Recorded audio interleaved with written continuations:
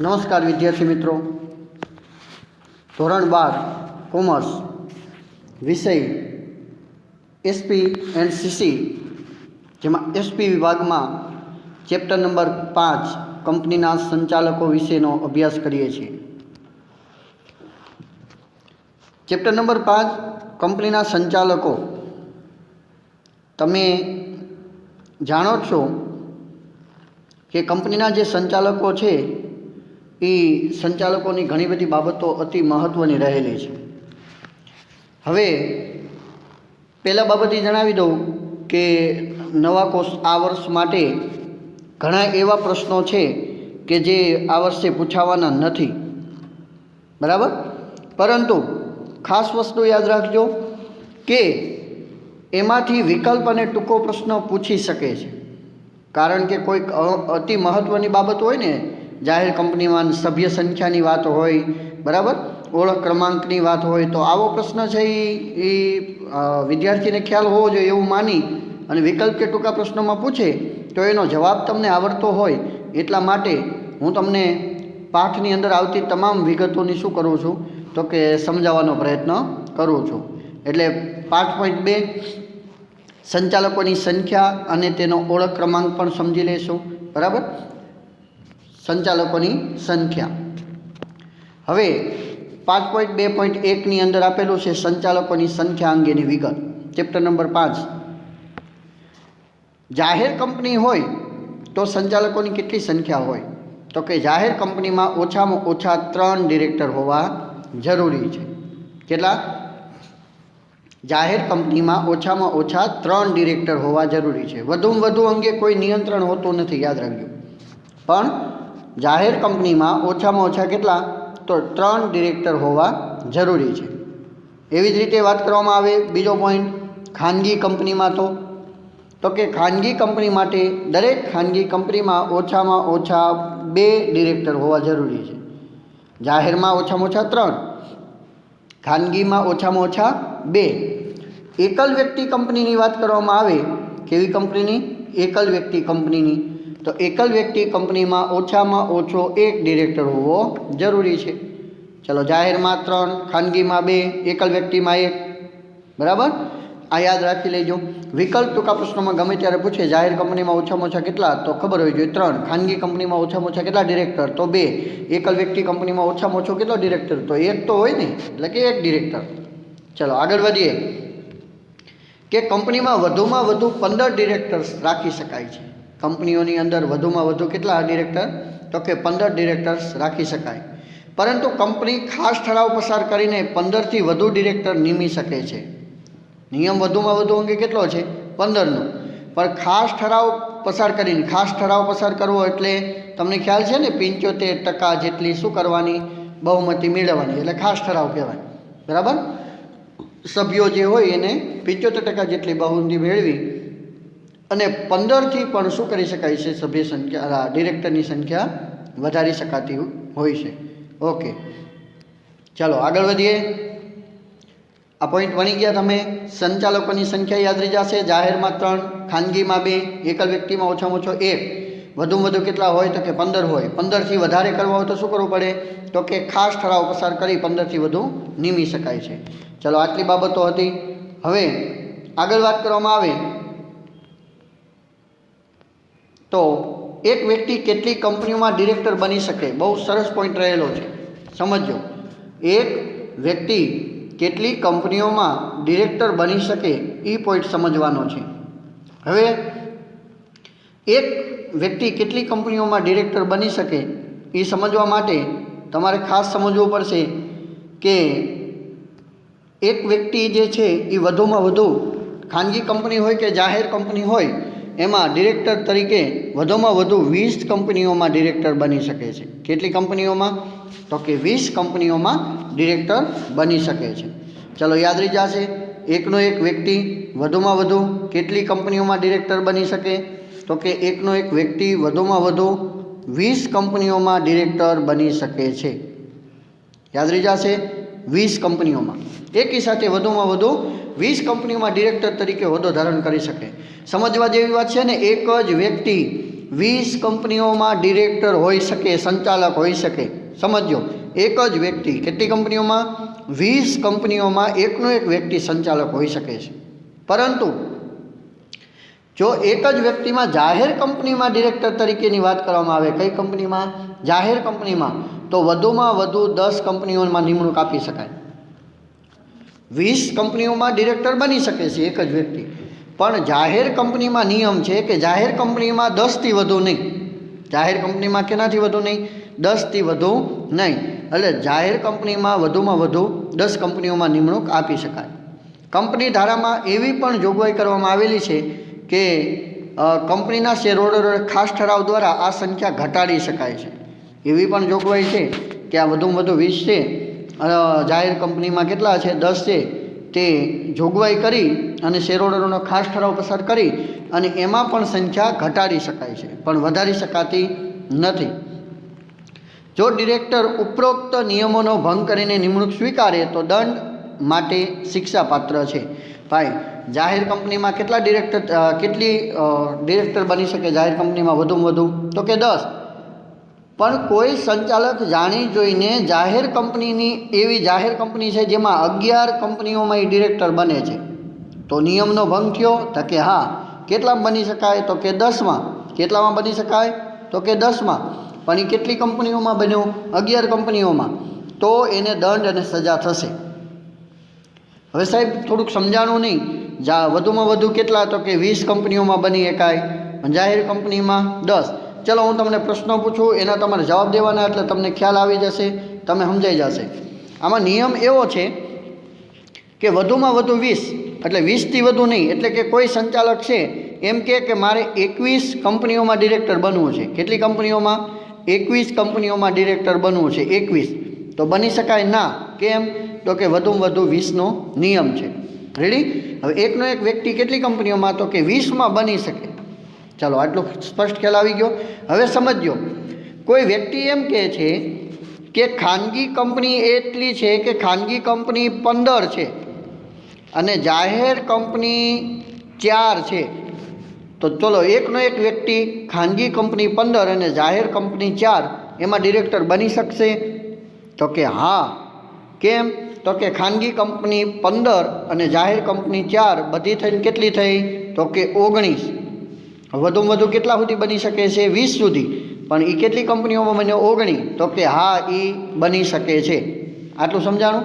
હવે બીજું ઉદાહરણ દઉં કે ખાનગી કંપનીની અંદર 9, કેટલી? 9 ખાનગી કંપનીમાં એકનો એક વ્યક્તિ ડિરેક્ટર છે અને જાહેર કંપનીની અંદર એ એમ કહે છે કે 12 કંપનીમાં. જાહેર કંપનીમાં કેટલી છે? 12 કંપની. ચલો, 9 ને 12 કેટલા થઈ ગયા? તો કે 9 ને 12 કેટલા થાય ઝડપથી? તો કે 21. ચલો, બની શકશે? તો કે ના, આ બની શકશે નહીં. કેમ? તો કે એક તો 21થી પણ 20થી વધી ગયું એ, એટલે ન બની શકે. અને બીજું, જાહેર કંપનીમાં 10થી વધારે ન હોય, એને બદલે કેટલામાં છે? 12માં. એટલા માટે બની શકશે નહીં. ચલો બીજું ઉદાહરણ દઉં. ખાનગી કંપનીની અંદર, કેમાં? ખાનગી કંપનીની અંદર 4. કેટલા? ખાનગી કંપનીની અંદર 4 અને જાહેર કંપનીની અંદર 12. જાહેર કંપનીમાં 12.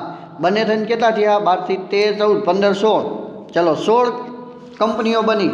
વધુમાં વધુ 20 હોય, પણ આ કેટલી કંપનીઓ છે? 16 કંપનીઓ. બની શકશે? હા કે ના? આ જાહેર કંપનીમાં 12 બની શકશે? હા કે ના? તો કે ના, બની શકશે નહીં. કેમ? તો કે ખાનગી કંપની 4 અને જાહેર કંપની 12, એ બે થઈને ભલે ને કેટલી થતી હોય? 16. પણ નિયમ એવો છે કે જાહેર કંપનીમાં 10થી વધુ નહીં. અહીંયા જાહેર કંપનીમાં કેટલા કીધા? 12 કીધા. એટલા માટે બની શકે નહીં. સમજાય છે? તો આ રીતે તમારે સમજવાનું છે. બે બાબતની કાળજી રાખવાની છે. વધુમાં વધુ 20 સાચા. વધુમાં વધુ કેટલી કંપનીઓમાં? 20 કંપનીઓમાં બની શકે. પણ એ પણ યાદ રાખવાનું છે કે જાહેર કંપની હોય તો એમાં 10 કરતાં વધુ નહીં. વધુમાં વધુ 10 કંપનીઓમાં બની શકે જાહેર કંપની હોય તો. ચલો, આ ખ્યાલ કેમ આવશે કે એકનો એક વ્યક્તિ જે છે, એકનો એક વ્યક્તિ જાહેર કંપનીમાં 10થી વધારે છે, કે એકનો એક વ્યક્તિ 25 કંપનીઓમાં સંચાલક બની ગયો છે, એ ખ્યાલ કેમ આવશે, એની તપાસ કેમ કરવી, બરાબર છે? એની ખબર કેમ પડે કે આ એકનો એક વ્યક્તિ 20 કંપનીઓમાં સંચાલક છે? તો એને માટે સમજવું પડે તમારે 5.2.2 એટલે કે શું સમજવું પડશે? તો કે ઓળખ ક્રમાંક. શું સમજવું પડે? તો કે ઓળખ ક્રમાંક સમજવો પડશે. ચલો તો આપણે સમજીએ ઓળખ ક્રમાંક. એની માટે ઓળખ ક્રમાંક સમજવું પડે. ચલો, આ ઓળખ ક્રમાંક શું છે? તો કે કોઈ પણ વ્યક્તિને સંચાલક બનવું હોય તો સંચાલક બનવા માટે સર્વપ્રથમ એને શું? તો કે ઓળખ ક્રમાંક મેળવવો ફરજિયાત છે. શું મેળવવું પડે? સંચાલકે ઓળખ ક્રમાંક મેળવવો ફરજિયાત છે. હવે આ ઓળખ ક્રમાંક ન હોય તો એ સંચાલક બની શકે નહીં. એટલે કોઈ પણને સંચાલક બનવું હોય તો પહેલાં શું કઢાવવું પડે? ઓળખ ક્રમાંક કઢાવવો પડે. ચલો, આ ઓળખ ક્રમાંક મેળવવાની પ્રોસેસ શું છે એ સમજી લેજો. જે વ્યક્તિને કંપનીમાં ડિરેક્ટર થવા ઈચ્છિત હોય, એટલે કે ડિરેક્ટર થવું હોય, એને ઓળખ ક્રમાંક ફરજિયાત કાઢવો પડશે. અને તેને ઓળખ ક્રમાંક કઈ રીતે નીકળે છે? તો કે એને કેન્દ્ર સરકારને શું? કેન્દ્ર સરકારને ડિરેક્ટરે ઓળખ ક્રમાંક ફાળવણી માટે નિયત કરેલી અરજીમાં અરજી કરવાની રહેશે. કોને? કેન્દ્ર સરકારને ડિરેક્ટર ઓળખ ક્રમાંક ફાળવણી માટે શું કરવી પડે છે? નિયત કરેલ અરજીમાં અરજી કરવી પડશે. સર્વપ્રથમ સમજો, કોઈ પણને સંચાલક બનવું હોય તો, ડિરેક્ટર બનવું હોય તો કેન્દ્ર સરકારે જે નિયત કરેલું અરજી ફોર્મ છે એ અરજી ફોર્મ ભરીને મોકલવું પડે. એટલે પહેલો પોઈન્ટ કે નિયત કરેલું અરજી ફોર્મ ભરવું પડે, અરજીમાં અરજી કરવી પડે. સમજાઈ ગયું? પહેલો પોઈન્ટ શું છે? ઓળખ ક્રમાંક ફાળવણી માટે નિયત કરેલ અરજી ફોર્મમાં અરજી કરવી પડે. એ અરજી કોને કરવાની? તો કે કેન્દ્ર સરકારને. કોણ કરશે? તો કે જેને ડિરેક્ટર સંચાલક બનવું છે તેને. કેમાં અરજી કરવાની? તો કે નિયત કરેલું જે અરજી ફોર્મ છે એમાં અરજી કરવાની. ચલો, અરજી કરી દીધી, આગળ વધીએ. કેન્દ્ર સરકારને એ અરજી મળે, એ અરજી મળ્યાની તારીખથી કેન્દ્ર સરકાર 1 માસની અંદર ડિરેક્ટરને ઓળખ ક્રમાંક ફાળવે છે. સમજાણું? પહેલાં શું કરે છે? કેન્દ્ર સરકારને નિયત કરેલું અરજી ફોર્મમાં અરજી કરવી પડે. એ સ્ટેશનરીની દુકાનમાં ન મળે, એનું નિયત કરેલું ફોર્મ છે એ ફોર્મ જ મેળવવું પડે. ગમે ત્યાંથી એની ઝેરોક્ષ ન નીકળે, બરાબર? એમાં સહી સિક્કા હોય એવું ફોર્મ, બરાબર? એ કેન્દ્ર સરકાર 1 માસની અંદર શું કરશે? ડિરેક્ટરને ઓળખ ક્રમાંક ફાળવશે. કોઈ પણ વ્યક્તિ એકવાર ઓળખ ક્રમાંક નીકળી ગયા પછી ડિરેક્ટર છે એ બીજી વાર ઓળખ ક્રમાંક મેળવવા માટે અરજી કરી શકશે નહીં. એટલે કે એક જ વાર નીકળે ઓળખ ક્રમાંક બીજી વાર નીકળતો નથી, બીજી વાર અરજી પણ ન કરી શકાય. વિદ્યાર્થી મિત્રો, આપણે આ પાન કાર્ડ કઢાવીને પાન કાર્ડની જે પ્રોસેસ છે એ મુજબ જ આ ઓળખ ક્રમાંકની પ્રોસેસ છે. એને પણ કેન્દ્ર સરકારને નિયત અરજી ફોર્મમાં અરજી કરવી પડે. એ કેન્દ્ર સરકાર 15 દિવસ, મહિના કે 2 મહિનાની અંદર પાન કાર્ડ આપને આપી દેતા હોય છે. અને એ એક જ પાન કાર્ડ એક જ વાર નીકળે. પાન કાર્ડ માટે ભારત સરકાર આપણને વારંવાર પાન કાર્ડ કાઢી આપતી નથી. તો બસ આ બધું આ ઓળખ ક્રમાંકમાં જ લાગે છે. સંચાલક મંડળે નિયત અરજીમાં અરજી કરવાની. એટલે 1 માસની અંદર કેન્દ્ર સરકાર શું? તો કે ઓળખ ક્રમાંક આપી દે. એક જ વાર અરજી કરી શકે. ઓળખ ક્રમાંક કઢાવવા માટે બીજી વાર અરજી કરી શકાય નહીં. આ ઓળખ ક્રમાંકની ફાળવણી થયા ના જેવો સંચાલકને ઓળખ ક્રમાંક મળે એટલે 1 માસની અંદર કંપનીમાં ડિરેક્ટર હોય ત્યાં જાણ કરવી જરૂરી છે. જેને ઓળખ ક્રમાંક મળી જાય એને 1 માસની અંદર જે કંપનીમાં એ ડિરેક્ટર હોય ત્યાં એને શું કરી દેવાની? જાણ કરી દેવાની કે મારો આ ઓળખ ક્રમાંક નંબર 333315, હું સવજીભાઈ રત્નાભાઈ અને આ કંપનીમાં ડિરેક્ટર બનવા ઈચ્છુક છું. તો એ ડિરેક્ટર બનવાની એ કંપનીને શું કરી દેવાની? જાણ કરી દેવાની. હવે એકનો એક ઓળખ ક્રમાંક 10 કંપનીઓમાં હશે તો સ્પષ્ટ ખ્યાલ આવી જશે કે આ એકનો એક વ્યક્તિ 10 કંપનીઓમાં ડિરેક્ટર છે. સમજાણું? કંપની પોતાના તમામ ડિરેક્ટરના ઓળખ ક્રમાંક નિયત ફી સાથે કંપની રજિસ્ટ્રારને જાણ કરશે. કંપનીને તમે ઓળખ ક્રમાંક આપો એટલે એના જેટલા સંચાલકો હોય, ડિરેક્ટર હોય, બધાના ઓળખ ક્રમાંકની જરૂરી ફી સાથે કંપની રજિસ્ટ્રારને શું કરશે? જાણ કરશે કે હા, આ વ્યક્તિ છે એ અમારી કંપનીનો સંચાલક છે. જો નિયત સમયમાં જાણ ન કરે તો કંપનીનો દરેક કસૂરવાર અધિકારી, જો કંપનીના અધિકારીઓ પણ શું બને છે? દંડ અને સજાને પાત્ર બને છે. કોઈ કંપની કોઈ સંચાલકનો ઓળખ ક્રમાંક છુપાવે એની જાણ ન કરે કે આ અમારી કંપનીમાં ડિરેક્ટર છે, તો એવી કંપનીનો જે અધિકારી હોય કસૂરવાર બને છે, દંડને પાત્ર બને છે. બરાબર. એટલે કોઈ અધિકારી, કંપનીનો અધિકારી પણ એ માહિતી છુપાવી શકે નહીં. કંપની રજિસ્ટ્રારે જરૂરી ફી સાથે નિયત સમયમાં ઓળખ ક્રમાંકની જાણ કરવી પડે, જેથી કરીને રજિસ્ટર ઓફિસને જાણ રહે કે આ વ્યક્તિ આટલી કંપનીઓમાં સંચાલક એટલે કે ડિરેક્ટર તરીકે કામગીરી નિભાવે છે. સમજાઈ ગયું? આવી રીતે આખી પ્રોસેસ છે સંચાલકોની સંખ્યા અંગેની અને ઓળખ ક્રમાંક કઢાવવાની પ્રોસેસ તમને યાદ આવી ગયો છે. પાછું રિપીટ કરી દઉં. સર્વપ્રથમ કેન્દ્ર સરકારમાં નિયત ફોર્મમાં અરજી કરવાની. અરજી કરો એટલે કેન્દ્ર સરકાર 1 માસની અંદર શું આપી દે? ઓળખ ક્રમાંક આપી દે. એટલે એ વ્યક્તિએ કંપનીને 1 માસની અંદર જાણ કરી દેવાની કે હા મારો ઓળખ ક્રમાંક આવી ગયો છે. કંપનીએ નિયત ફી ભરીને રજિસ્ટરને જાણ કરી દેવાની કે આ વ્યક્તિ અમારી કંપનીમાં સંચાલકનો હોદ્દો ધરાવે છે. બરાબર. આ આખી શું રહેલી છે પ્રોસેસ. જો કંપનીના અધિકારીઓ ન જણાવે તો દંડ અને સજાને પાત્ર બને છે. તો આમ ઓળખ ક્રમાંક અંગેનું અને સંચાલકોની સંખ્યા અંગેનો પોઈન્ટ હતો. એકવાર વાંચી જવો વિદ્યાર્થી મિત્રો. વિકલ્પ કે ટૂંકો પ્રશ્ન આમાંથી પૂછે તો તમને જવાબ આવડતો હોવો જોઈએ.